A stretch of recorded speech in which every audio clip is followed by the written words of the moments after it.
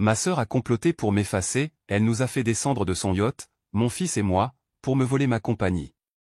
Quelques heures plus tard. Bonjour, je suis Varel. Ma sœur a dit un jour que je n'étais qu'une note de bas de page dans son héritage. Puis elle nous a poussés, mon fils et moi, hors d'un yacht. Ils ont appelé cela un accident. Mais avant que je ne touche l'eau, j'ai vu son sourire. Et des heures plus tard, ils ont crié parce que la seule chose sur laquelle ils n'avaient pas compté, c'était que je survivrais, chaque mot, chaque image, enregistrée. Avant de plonger dans le vif du sujet, dites-moi, avez-vous déjà été trahi par votre propre sang? Qu'avez-vous fait? Laissez un commentaire ci-dessous. Je lis tout le monde. J'étais en train de préparer une présentation pour notre prochaine levée de fonds quand la notification a illuminé mon téléphone. Je pensais que ce serait un autre rappel de calendrier ou peut-être un message de l'école de Jory. Au lieu de cela, c'était de ma sœur, Calista, croisière familiale la semaine prochaine. Amène Jory si tu veux. Pas de « Salut, Varel ». Pas de chaleur, même pas mon nom. Juste comme ça, 7 mots pour entr'ouvrir une porte que je n'avais pas essayé de toucher depuis des années. J'ai fixé l'écran un long moment, comme on regarde une rue où l'on a vécu mais qu'on ne reconnaît plus. Nous ne nous étions pas parlé depuis presque un an, pas depuis que j'avais quitté la salle du conseil d'administration de l'héritage Conquête et décidé de construire ma propre entreprise à partir de zéro. Il disait que j'avais trahi la famille. Je disais que je m'étais enfin écouté. Le message était brutal, comme tout ce que Calista faisait quand elle voulait se sentir généreuse tout en tenant encore le couteau. Je l'ai relu 3 fois. Amène Jory si tu veux. Si je veux? Ce n'est pas un accessoire. C'est mon fils. Pourtant, j'ai hésité. Jory avait 7 ans maintenant, assez grand pour sentir la froideur dans la pièce quand grand-mère le regardait comme si elle regardait à travers du brouillard sur une vitre, mais encore assez jeune pour croire que peut-être, juste peut-être, ce voyage pourrait signifier quelque chose de différent. Quand je l'ai récupéré à la garderie ce soir-là, ses mains étaient encore collantes du bâtonnet glacé qu'on leur avait distribué. À la seconde où j'ai mentionné la croisière, ses yeux se sont agrandis. Attends, vraiment? Sur un bateau? Avec Tati Kali? Son excitation a provoqué quelque chose qui s'est tordu dans ma poitrine. Il ne savait pas encore que les gens que vous aimez peuvent vous regarder droit dans les yeux et sourire. J'ai hoché la tête, forçant un calme que je ne ressentais pas. Oui, grand-mère nous a invités. Y aura-t-il des dauphins? Peut-être, ai-je dit, si nous avons de la chance. Ce vendredi-là, nous avons embarqué à Miami. Je me suis assuré de garder les attentes basses pour nous deux. Mais quand nous sommes arrivés au quai et avons vu la taille de ce yacht élégant, moderne, drapé d'argent et de marine, j'ai dû admettre que c'était stupéfiant. Calista se tenait sur le pont comme un mannequin de salon. Sa robe d'été blanche la moulait juste assez pour montrer le travail qu'elle avait fait faire. Elle ouvrit les bras avec un enthousiasme théâtral.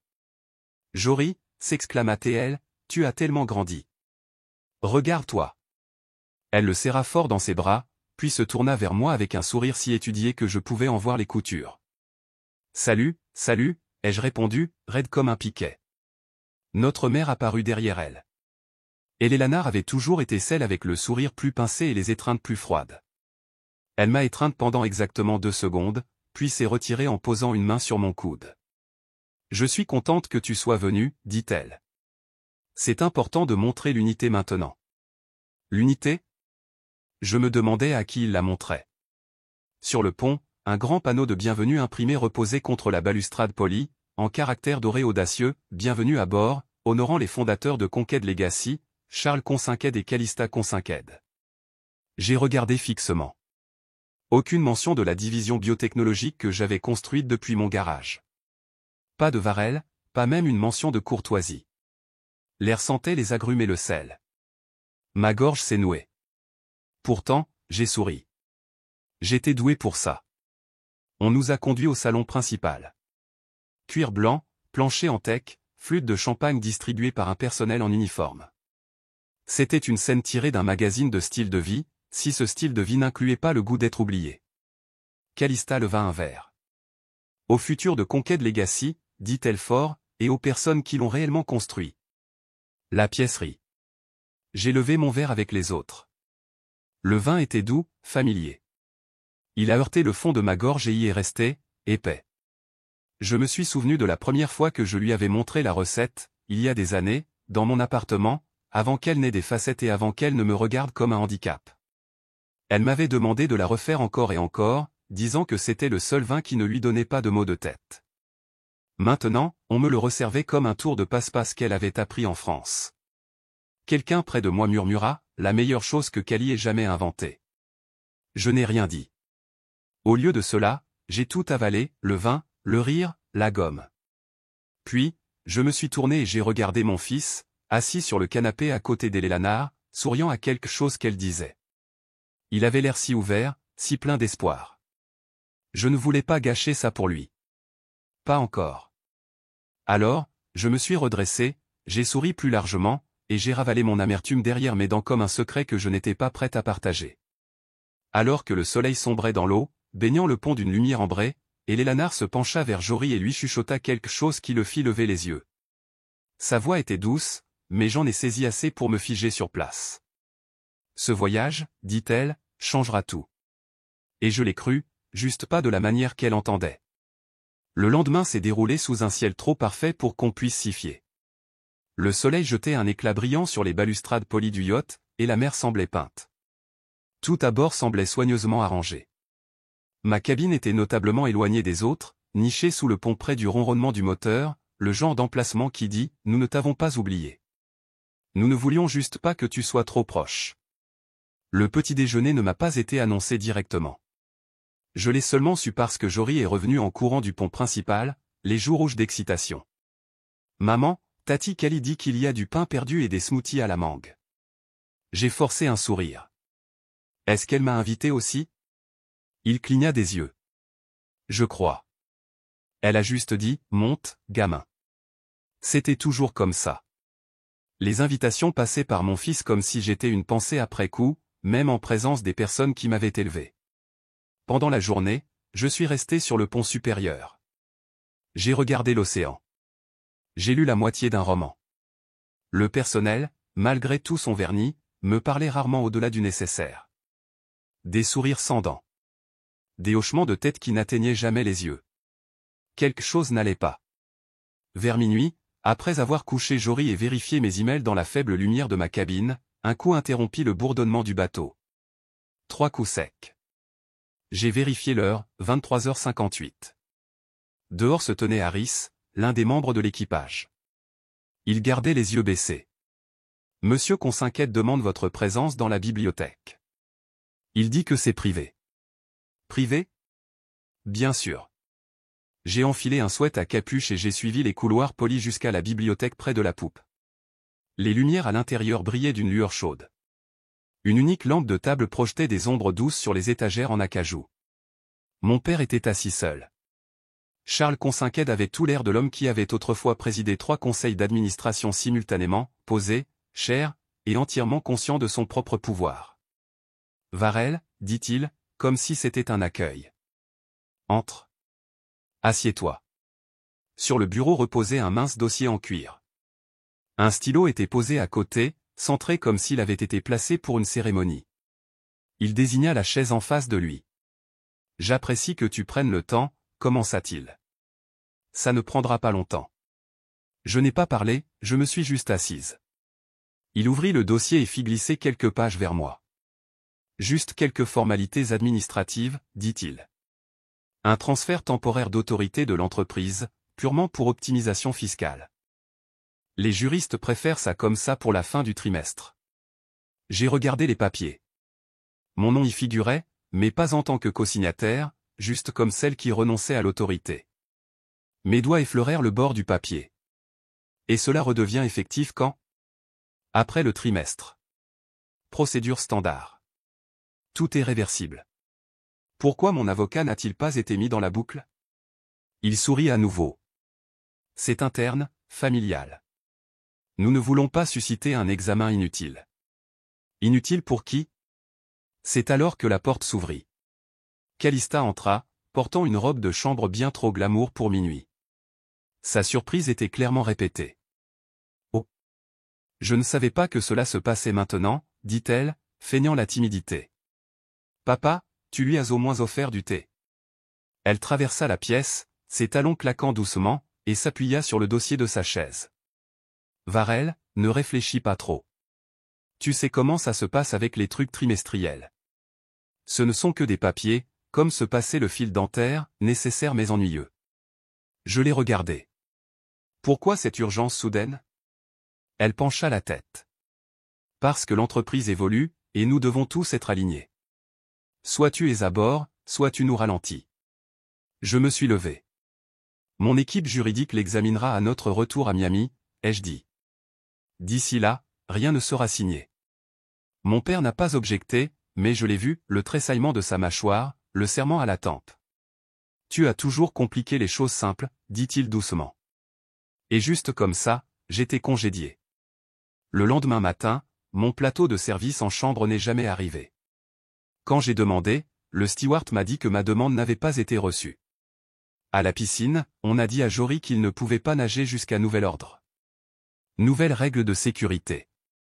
Il avait l'air confus et déçu. J'ai entendu 2 membres du personnel discuter près du bar. Ils éliminent progressivement le 3e fondateur, a dit l'un, ignorant que j'étais au coin.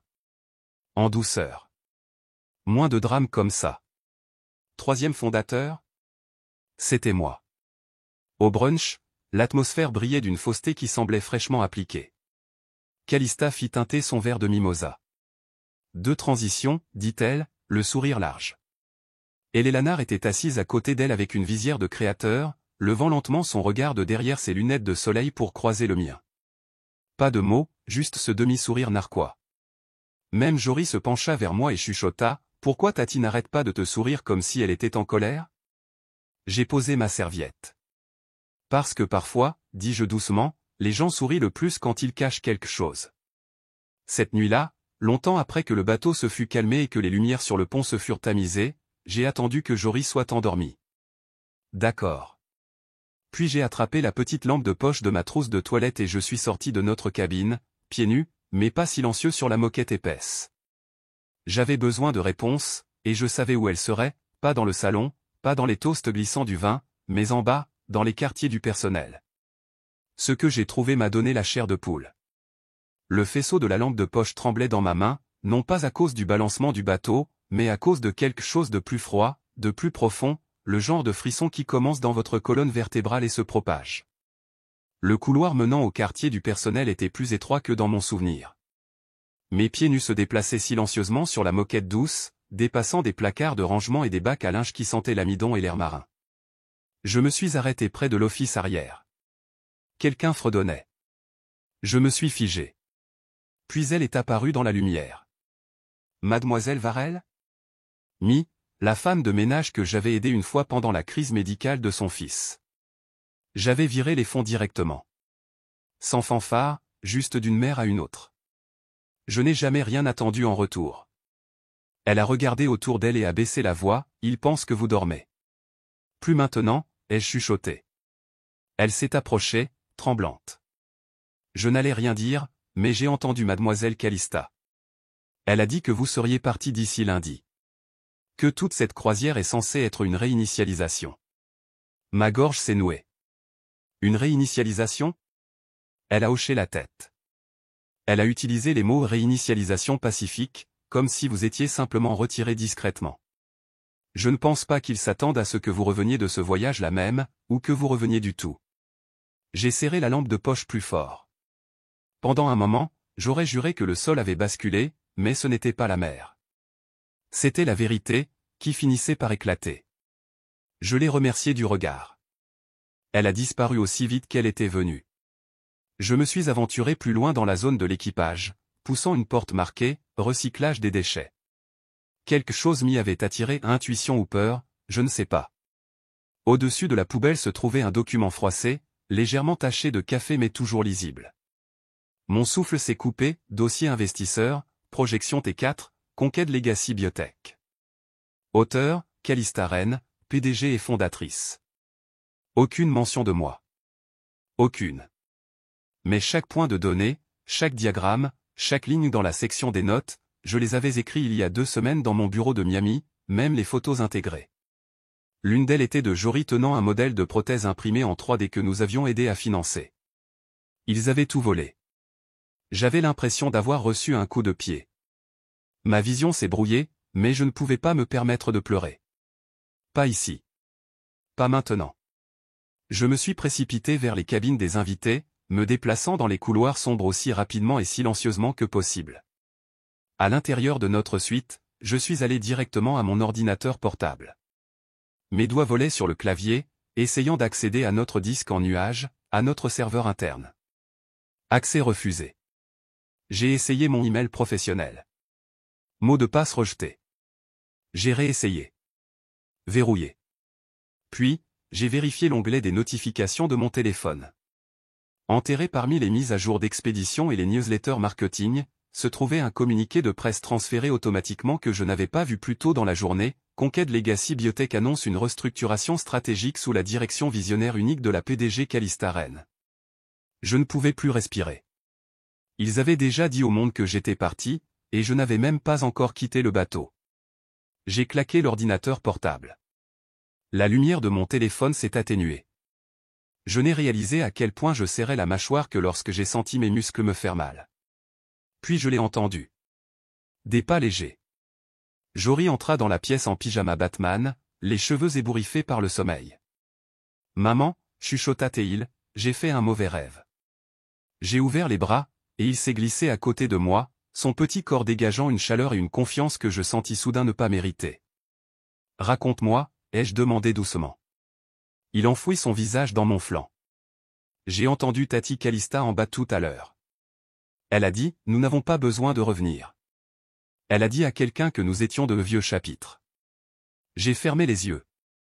Mon silence avait toujours été un moyen de maintenir la paix, mais maintenant je réalisais qu'il ne le protégeait pas, il invitait quelque chose à entrer, quelque chose que j'aurais dû exclure depuis longtemps. Il s'est endormi avec sa main sur mon cœur. Je n'ai pas dormi. Je me suis levé juste avant l'aube et j'ai commencé à faire nos valises. Je me déplaçais silencieusement, glissant les vêtements dans nos sacs de voyage, pliant ses livres, son petit carnet de dessins avec des gribouillis de bateaux et de robots. Je les ai tous fermés, sachant que nous n'avions nulle part où aller pour le moment, mais nous ne pouvions pas rester. Nous n'étions plus des invités. Nous étions des problèmes à régler. Au moment où le soleil a percé à l'horizon, je m'étais lavé le visage et habillé en silence. Jory dormait encore, respirant régulièrement. Puis on a frappé, pas le coup sec et froid de la nuit précédente. Celui-ci était doux, presque suave. C'était Eleanor. Elle se pencha juste assez pour me regarder et sourit. Jory voudrait-il venir m'aider à faire des biscuits dans la cuisine? Il a toujours aimé les sablés, n'est-ce pas? Il y avait quelque chose dans la façon dont elle l'avait dit. Le sourire n'atteignait pas ses yeux. La cuisine, interdite aux invités, et la façon dont elle insistait sur « m'aider », comme si c'était une sorte d'invitation à la sécurité. Mon estomac s'est tordu. J'ai regardé le visage endormi de Jory. Quelque chose n'allait pas.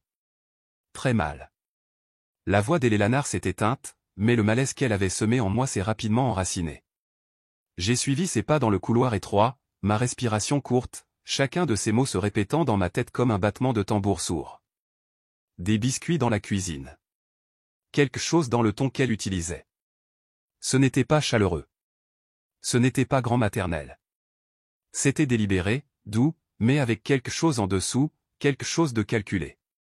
Quand je suis entré dans la cuisine de l'office, cela ressemblait à une scène de catalogue, comptoir en marbre blanc, casserole en cuivre brillant sur les étagères, et Eleanor, impeccable dans un chemisier lavande et des clous d'oreilles en perles, roulant soigneusement la pâte comme si elle l'avait fait 1000 fois. Jory se tenait sur un tabouret, le visage rayonnant de fierté, les mains maculées de farine et de sucre. Nous avons fait des sablés à la fleur d'oranger, gazouilla et Eleanor, tendant un plateau. À côté se trouvaient 2 tasses fumantes. J'ai à peine remarqué les biscuits. Mes yeux sont allés directement aux tasses. Chocolat chaud. Elle sourit. Juste quelque chose de spécial. Comme par enchantement, Jory tendit la main vers l'une d'elles. J'ai traversé la pièce, mais pas plus rapide que je ne le voulais, et j'ai attrapé Lance juste au moment où elle effleurait ses lèvres. Il leva les yeux, confus. Ça sent bizarre, marmonna-t-il. Un peu amer. J'ai trempé un doigt dans la boisson et l'ai goûté. Pas du cacao. Pas seulement du cacao. C'était amer. Zeste d'orange prononcé, oui, mais autre chose. Quelque chose qui m'a engourdi le bout de la langue. Qu'est-ce qu'il y a là-dedans, ai-je demandé, en levant la tasse. Elena haussa très légèrement les épaules, s'essuyant délicatement les mains sur un torchon. Du cacao, de la cannelle, un soupçon d'essence d'orange, celle que ton grand-père aimait. Ne sois pas si nerveuse, Varel.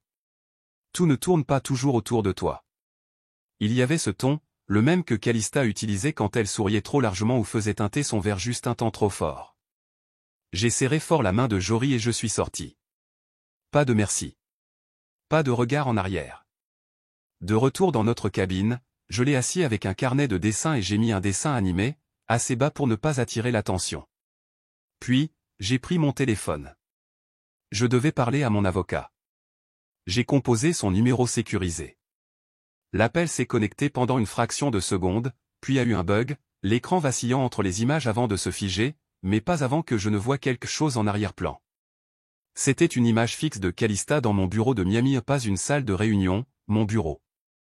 Derrière elle, à peine nette, se trouvait un homme que je ne reconnaissais pas, chauve, blazer bleu marine, tenant mon ordinateur portable. L'image s'est figée, et je l'ai revue, ma photo encadrée avec Jory sur mon bureau, dans son plan. J'ai mis fin à l'appel et je suis restée là, tremblante. Depuis combien de temps était-elle entrée dans mon espace? J'ai attrapé ma tablette, j'ai essayé de me connecter à nouveau à notre serveur d'entreprise. Accès refusé. J'ai essayé le VPN. Bloqué. Email? Rien. Même le Gmail alternatif que j'utilisais pour les sauvegardes donnait une erreur. J'ai vérifié le panneau Wi-Fi du yacht. La plupart des domaines étaient bloqués, VPN, messagerie cryptée, même Dropbox. Et puis je l'ai vu, un logiciel de brouillage GPS fonctionnant en arrière-plan de la console réseau. Ils ne se contentaient pas de me limiter. Ils avaient construit une cage, une magnifique prison flottante, baignée de soleil. J'ai senti mon corps trembler, non pas de peur, mais de clarté.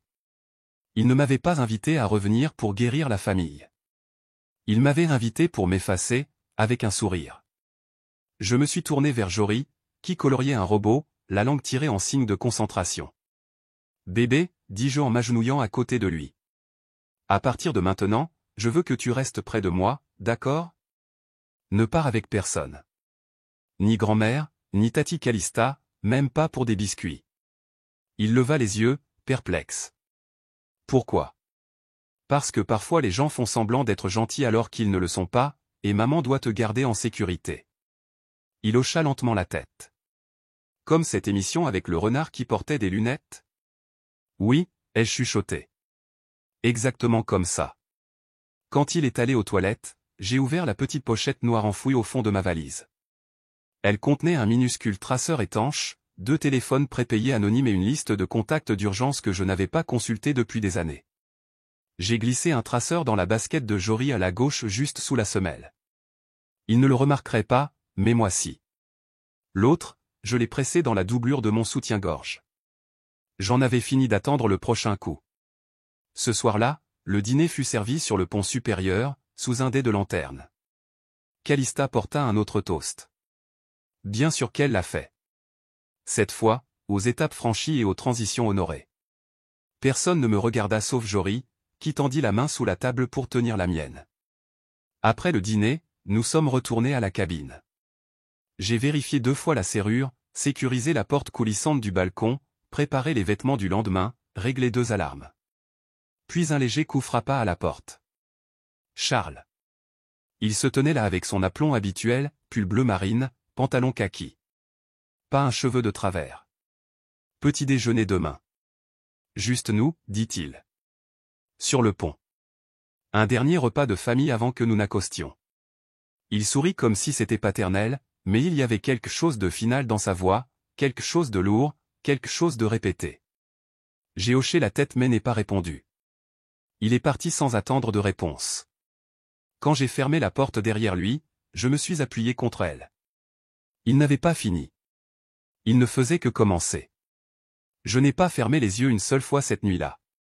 Chaque fois que je clignais des yeux trop longtemps, j'imaginais le visage de Jory sous l'eau, ses mains tendues, la façon calme dont Charles l'avait dit. Un dernier repas de famille résonnait dans ma tête comme un glas funèbre qui n'avait pas fini de sonner.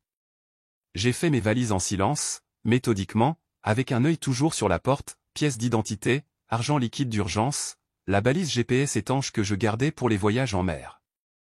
J'ai glissé la GoPro du tiroir à jouets de Jory dans ma veste. Non pas pour enregistrer des souvenirs, mais pour capturer des preuves. Jory remua lorsque je glissais le petit gilet de sauvetage sous ses vêtements. « Est-ce qu'il va pleuvoir, maman » marmonna-t-il, les yeux encore collants de sommeil. « Peut-être » ai-je chuchoté. « Mieux vaut prévenir que guérir. » Il ne demanda pas plus, hocha simplement la tête, me faisant confiance comme les enfants le font toujours avant que le monde ne leur apprenne à ne pas le faire. Au moment où le ciel passa de l'indigo à l'or pâle, nous étions tous les deux habillés, calmes à l'extérieur, préparés à l'intérieur. J'ai ajusté le bouton de mon chemisier, vérifié mon téléphone, toujours pas de signal, et lui ai tenu la main alors que nous nous dirigions vers le pont. La scène était magnifique, délibérément. L'argenterie brillait sur du lin blanc impeccable. Une carafe en cristal de jus d'orange captait le soleil comme du verre ambré. Des tranches de melon, des croissants et un bol de fraises coupées à la main, rouges comme des blessures, étaient disposés comme une page de magazine. Calista portait à nouveau du blanc, toujours du blanc, ses cheveux bouclés en vagues paresseuses, prête pour la caméra. Elle avait l'air d'organiser un brunch pour un gala de charité, pas d'orchestrer un final. Et les lanards versaient du jus avec une expression sereine. Charles se tenait les mains derrière le dos, le vent marin tirant doucement sur ses poignets, comme si même la nature voulait qu'il soit exposé. « Bonjour » dit-il, avec une chaleur si artificielle que j'ai senti un frisson. Nous avons pris nos places. J'ai placé Jory entre moi et la balustrade. Je pensais que tu apprécierais le lever du soleil, dit Charles, désignant l'horizon. Symbolisme et tout le reste. J'ai pelé une orange pour Jory, lentement, mes doigts délibérés. Je n'avais touché à rien d'autre sur la table. Calista leva son verre. Deux transitions, dit-elle, pour la 3e fois en 3 jours. À la famille, ajouta Charles. À la paix, dit Eleanor avec un sourire auquel je ne faisais pas confiance. Puis Charles pointa soudainement du doigt. Regardez. Des dauphins. Tout le monde tourna la tête vers l'horizon. Pas moi. Il n'y avait pas de dauphins. Je le savais. Mais Jory, Dieu le bénisse, se mit sur la pointe des pieds, plissant les yeux. Et Eleanor se plaça derrière nous. Tu ne peux pas voir d'ici, murmura-t-elle doucement, sa main effleurant mon épaule. Approche-toi. Jory tira sur ma manche. Je veux voir, maman. Je lui souris, le cœur battant la chamade. Restons ici. Mais Charles s'était déjà avancé vers la balustrade, Calista aussi. Juste quelques pas de plus, dit Eleanor. C'est le meilleur endroit. Elle prit la main de Jory. Quelque chose en moi s'est brisé. La coquille polie, le réflexe de maintenir la paix, vola en éclats.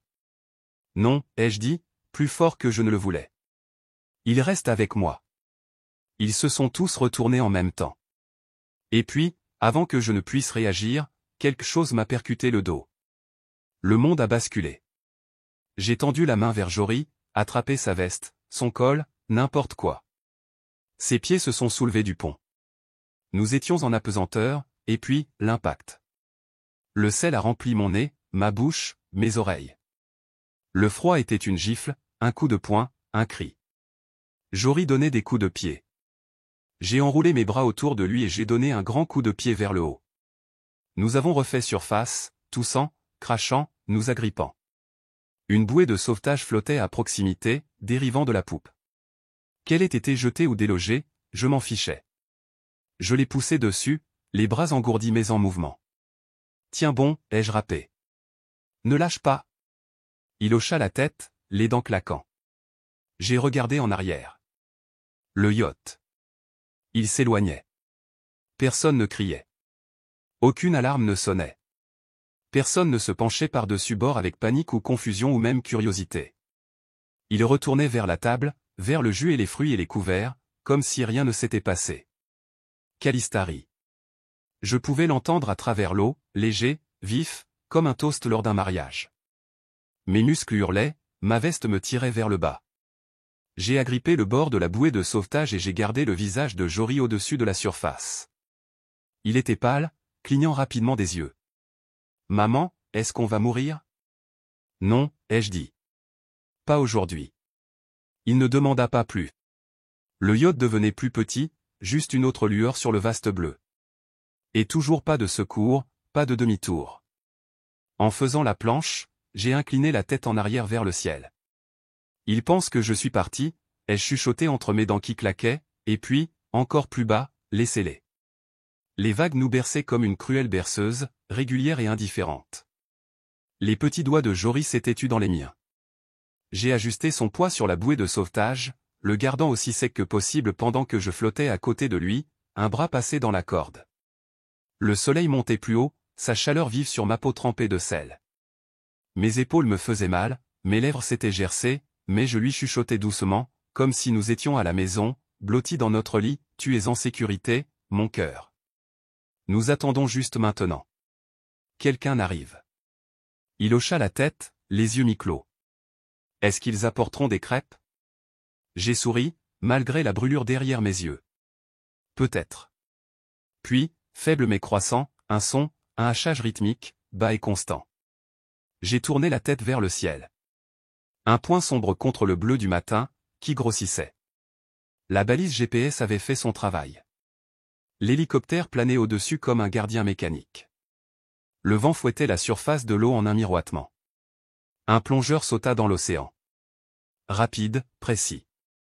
Ses bras étaient autour de Jory avant même que j'aie eu le temps d'expirer complètement. Jetez, mon pote, dit l'homme, attachant Jory dans un harnais de flottaison. Tu te débrouilles incroyablement bien. Il me regarda. Madame, nous allons le hisser en premier, puis nous reviendrons pour vous. J'ai hoché la tête, les dents serrées pour les empêcher de claquer. Le panier s'éleva. Jory disparut vers la sécurité, son visage incliné vers le bas jusqu'au dernier moment. Quand le plongeur revint pour moi, je n'ai pas parlé. Je suis juste monté dedans, une main tremblante agrippant toujours la GoPro autour de mon cou. À l'hôpital, tout sentait l'antiseptique et le vernis au citron.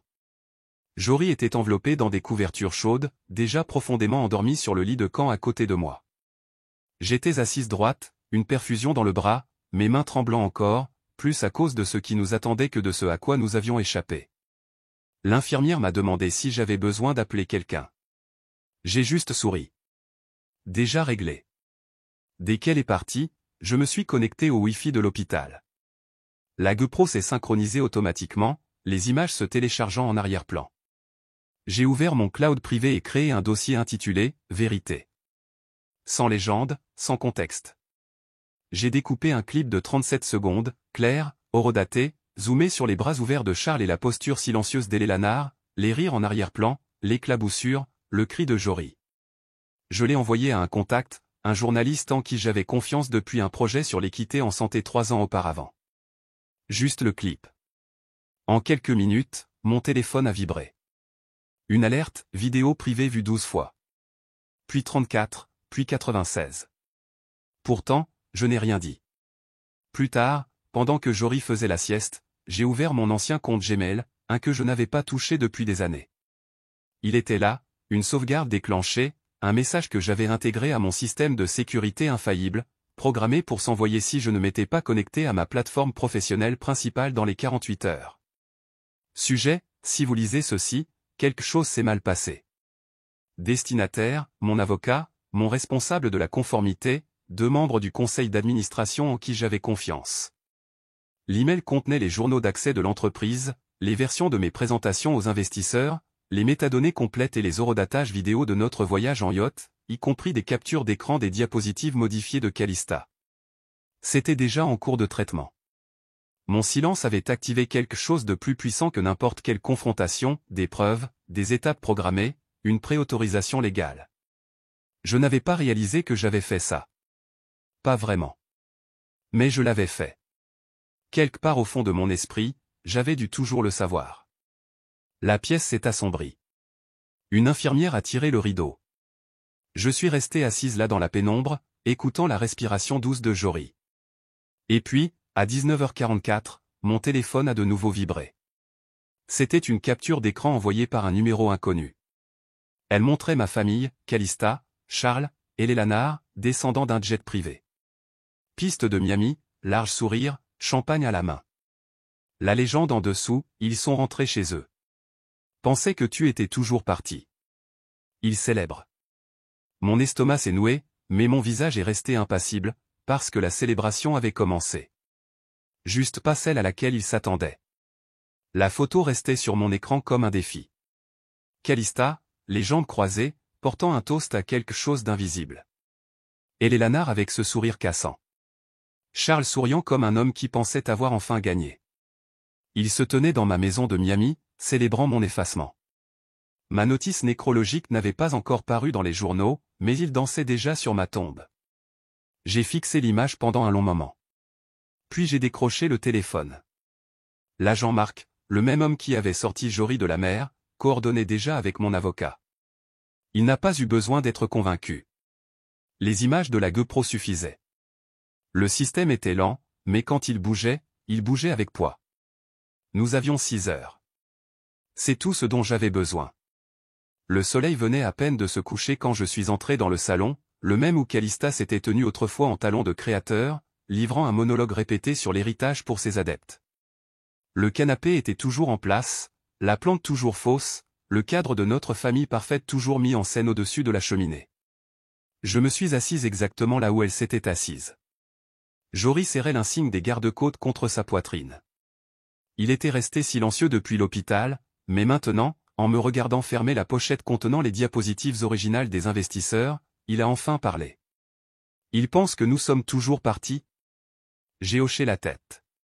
Laissons-les penser ça un peu plus longtemps.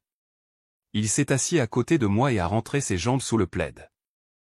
Je veux être celui qui ouvre la porte. J'ai souri, bien que le moment ne semble rien avoir de léger. Alors tu ferais mieux d'être prêt. À 2h09 du matin, des phares ont brillé à l'extérieur. Ils étaient plus tôt que prévu. À travers les lattes des stores, j'ai vu Charles sortir le premier. Un chauffeur a pris leurs bagages. Calista a ajusté son manteau, les cheveux épinglés en vagues. Les talons des lanards ont claqué contre le chemin de pierre. La poignée de la porte a tourné. Des rires ont résonné. Vin ou bourbon? La voix de Charles. Décontractée. Victorieuse. La lumière du vestibule s'est allumée. Et les lanards a crié. Calista s'est figée. Charles a laissé tomber les clés. Je n'ai pas bougé. Je les ai juste regardés. Pas avec colère. Pas avec peur. Avec présence. Vivante. Entière. Inébranlable. Toi. Tu es morte, chuchota Eleanor, reculant contre le mur. La bouche de Calista bougea, mais aucun son ne sortit. Non, non, ce n'est pas possible. Les mains de Charles tremblaient. Tu n'étais pas censé survivre. Je me suis levé lentement. Je l'ai fait. Silence. Puis Jory se leva à côté de moi, sa voix petite mais ferme. Vous avez essayé de tuer ma maman. Charles ouvrit la bouche, la referma. Puis une nouvelle voix intervint. Ferme, claire, masculine. Charles Rennes, Eleanor Rennes, Calista Rennes. Vous êtes en état d'arrestation pour tentative de meurtre, complot en vue de commettre une fraude d'entreprise et mise en danger d'un mineur. De derrière l'arcade, 2 détectives entrèrent dans la pièce. Leur présence n'avait pas besoin de volume. Elle avait de la certitude, de la finalité. Ils avaient déjà informé le juge. Ils avaient les images. Ils avaient les registres des gardes-côtes. Ils avaient les registres des emails déclenchés automatiquement. L'affaire était béton. Alors que les menottes cliquaient autour des poignets de Calista, elle se tordit violemment, criant « Tu as toujours été sur mon chemin, depuis le jour de ta naissance. » Sa voix se brisa. Et Eleanor siffla « Nous t'avons tout donné. » J'ai fait un pas en avant, calme, précise. Vous avez essayé de tout prendre, y compris mon fils. Ils n'ont pas répondu. Ils ne pouvaient pas. La porte d'entrée s'ouvrit à nouveau. Des gyrophares illuminaient la façade de la maison alors que la voiture de police attendait. Jory leva les yeux vers moi. Est-ce qu'ils vont aller en prison pour toujours? Je me suis agenouillé pour croiser son regard. Peut-être pas pour toujours, dis-je. Mais assez longtemps pour que nous puissions respirer à nouveau.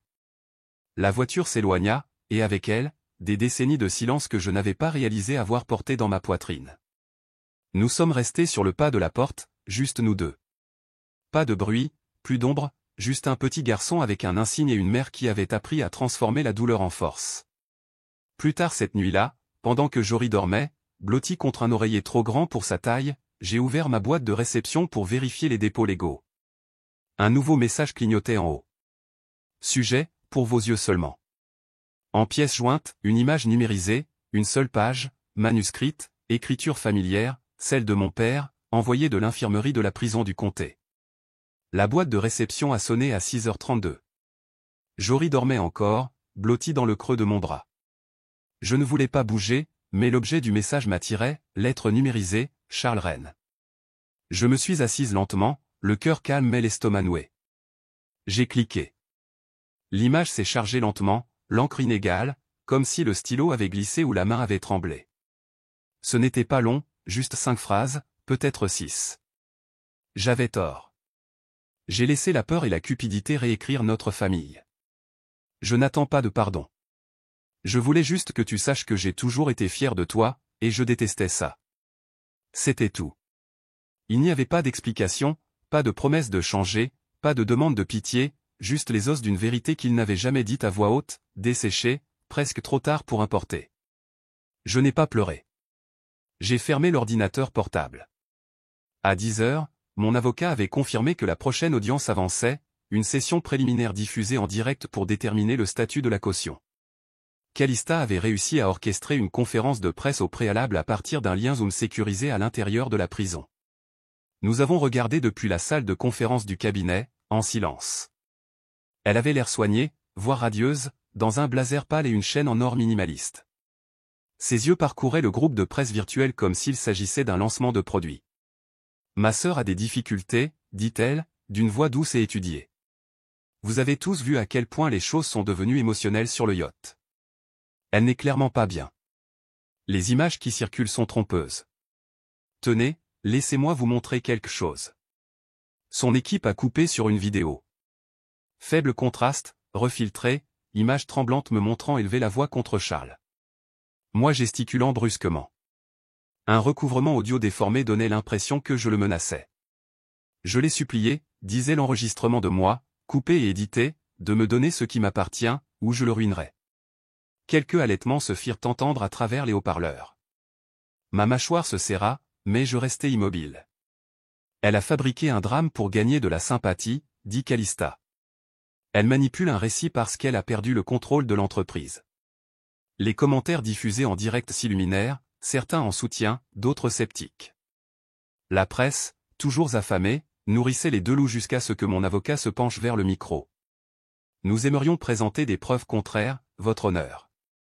Un enregistrement d'une GoPro récupérée lors du sauvetage. Le juge hocha la tête. Nous avons joué 37 secondes. Audio complet. Angle de caméra multiple. Aucune modification. La voix de Calista dans un murmure précipité, dites les répliques, ou on la coupe. Vous connaissez le marché. Charles, plus bas, elle ne survivra jamais à ça. Puis le moment, la balustrade, la poussée, mon cri, celui de Jory. Personne ne parla. Ni le juge, ni les journalistes, ni même Calista. Je n'ai pas ajouté de commentaires. Je n'ai pas expliqué. Les images ont fait le travail. Quand la vidéo s'est terminée, le juge s'est éclairci la gorge. Que le dossier reflète que de nouvelles preuves ont été présentées. Examen complet en attente. Nous nous sommes déconnectés, mais Internet non. Le soir, chaque chaîne avait repris le clip. Les forums en ligne s'enflammèrent. Des comparaisons côte à côte de la version truquée de Calista et de la vérité de la GoPro étaient partout sur les réseaux sociaux. En quelques heures, 2 sponsors ont retiré son nom de leur contrat publicitaire. Elle était toujours en détention, mais son empire commençait à se fissurer de l'extérieur. Au palais de justice le lendemain, je suis passé devant sa cellule de détention provisoire. Elle portait un autre tailleur blanc, ajusté et austère. Mais ce qui a attiré mon attention, ce n'était pas la tenue. C'était le mouchoir plié soigneusement dans sa poche avant, blanc, bordé de dentelle, et brodé en cursive bleue, Varel. Ma main a bougé avant même que je ne m'en rende compte. En passant, je me suis avancé et je l'ai retiré. Ses yeux se sont agrandis, son corps s'est figé. Tu as essayé de m'effacer, ai-je dit, bas et clair, tout en portant mon nom sur ton cœur. Il ne s'agissait pas de tissu. Il s'agissait de ce qu'ils avaient toujours fait, prendre mon travail, mes mots, même mon nom, et prétendre que cela avait toujours été le leur. Le fil s'est défait. Calista poussa un cri, brut, primal. Elle se jeta contre les barreaux, hurlant des choses qui firent hésiter les officiers à mi-chemin, petite ingrate. Elle a tout volé, cria-t-elle. Cet enfant n'a jamais été, ils la tirèrent en arrière avant qu'elle ne puisse finir. Je ne me suis pas retourné. Dehors, les caméras attendaient. Je n'ai pas posé. Je n'ai pas salué. J'ai traversé les portes, la petite main de Jory serrée dans la mienne. La presse voulait une déclaration. Je leur ai donné la seule qui importait, je ne suis pas ici pour détruire qui que ce soit. Je suis ici pour vivre.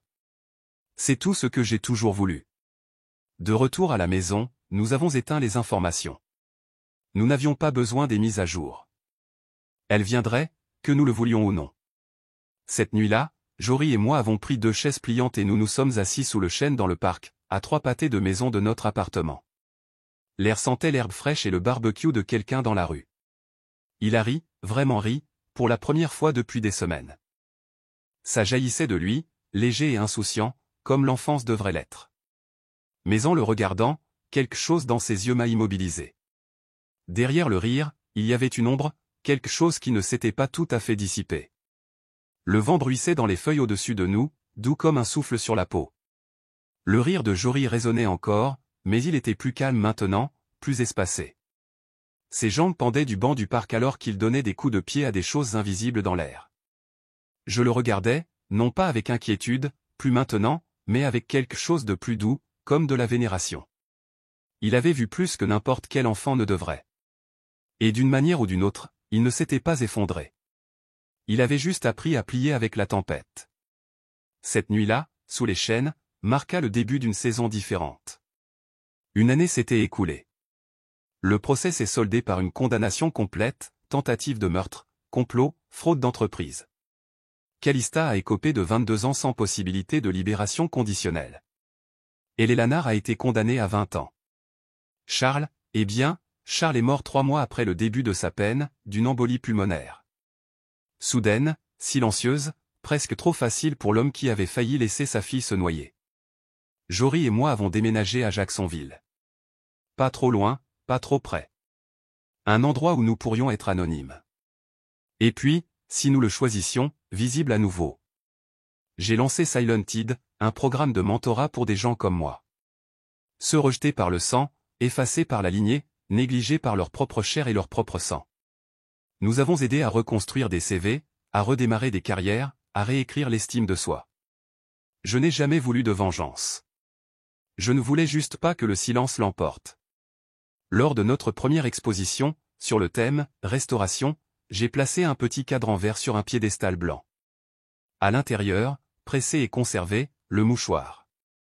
Varel, cousu en bleu doux, un nom qui avait autrefois été caché dans un tiroir, glissé dans la poche d'un étranger, jeté à travers une salle d'audience.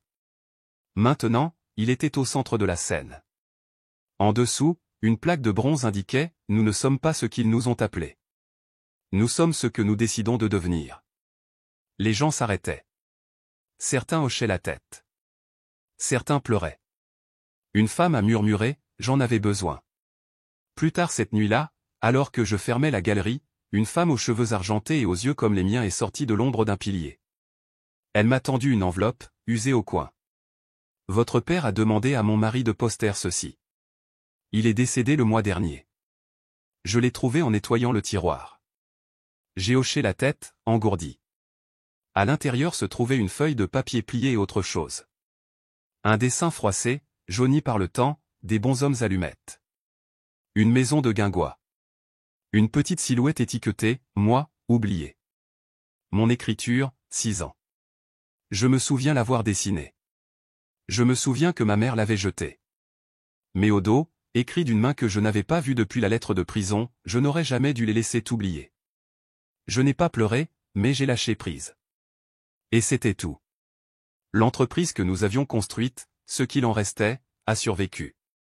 Non pas grâce à la puissance de la marque ou à la machine de relations publiques qui avait autrefois transformé des mensonges en légendes. Elle a vécu parce que nous l'avons reconstruite sur des valeurs différentes, transparence, sécurité, voix. La femme de ménage qui m'avait prévenu cette nuit-là sur le yacht, faisait maintenant partie du conseil d'administration. Son vote avait le même poids que le mien.